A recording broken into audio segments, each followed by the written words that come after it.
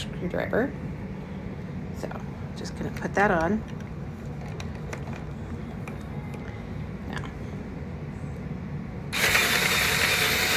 you see it?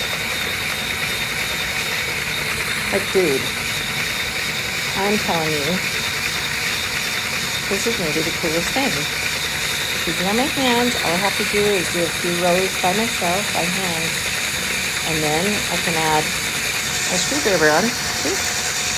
All it's doing is turning it twice as fast as I would, or more, without wrecking my hands, my elbow. Has a counter. There's my yarn.